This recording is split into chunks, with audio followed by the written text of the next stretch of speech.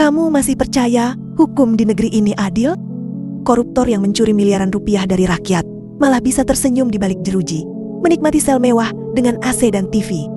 Sementara nenek tua yang mengambil kakao seharga Rp2.000 dihukum di pengadilan.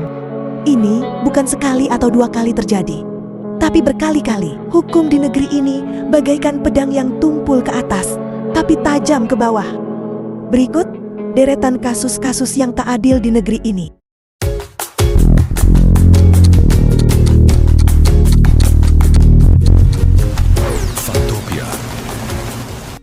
Kakek Samirin, hukum lawan rakyat kecil. Seorang kakek berusia 69 tahun di Sumatera Utara harus mendekam di penjara karena mengambil sisa getah karet senilai Rp17.000. Bayangkan, seorang kakek tua yang hanya ingin mencari nafkah dengan mengumpulkan sisa-sisa getah yang sudah dibuang, malah dihukum 2 bulan 4 hari penjara. Sementara itu, di Indonesia tercinta ini, koruptor dengan kerugian negara ratusan miliar bisa menikmati diskon hukuman hanya karena berkelakuan baik. Bahkan, orang-orang kaya yang melakukan kejahatan bisa bebas hanya dengan berdamai. Nenek Minah dan 3 buah kakao masuk penjara. Pada tahun 2009, Nenek Minah, seorang wanita 55 tahun dari Banyumas, Jawa Tengah, terpaksa berurusan dengan hukum hanya karena mengambil 3 buah kakao dari kebun milik PT Rumpun Sari, Antan.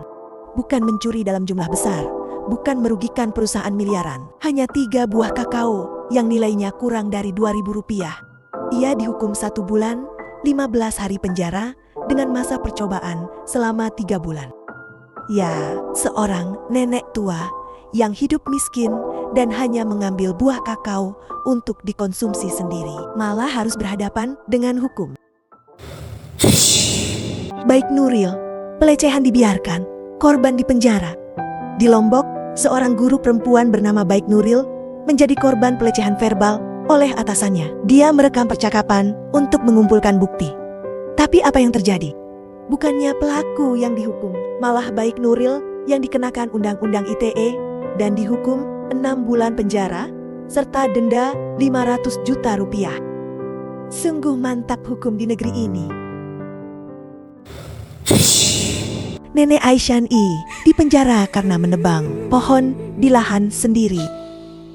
Seorang wanita berusia 63 tahun dari Situbondo, Jawa Timur, ditangkap pada 2015 karena dituduh mencuri kayu jati milik perhutani. Asyani mengklaim bahwa kayu tersebut berasal dari lahannya sendiri dan digunakan memperbaiki rumahnya yang rusak. Namun, pengadilan tidak berpihak padanya. Ia dikenakan hukuman penjara 1 tahun dan denda Rp500 juta.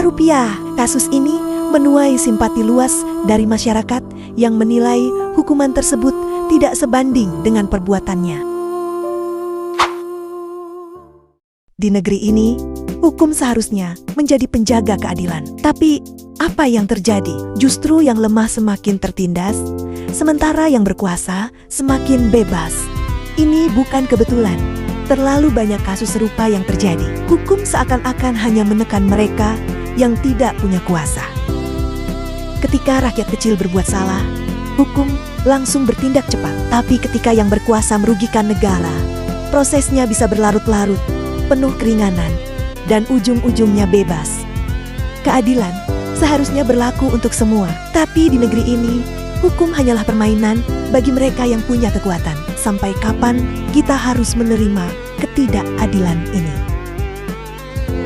Kasus apa yang membuatmu geram? Atau ada kasus lain yang menurut kalian tidak adil? Tulis di komentar.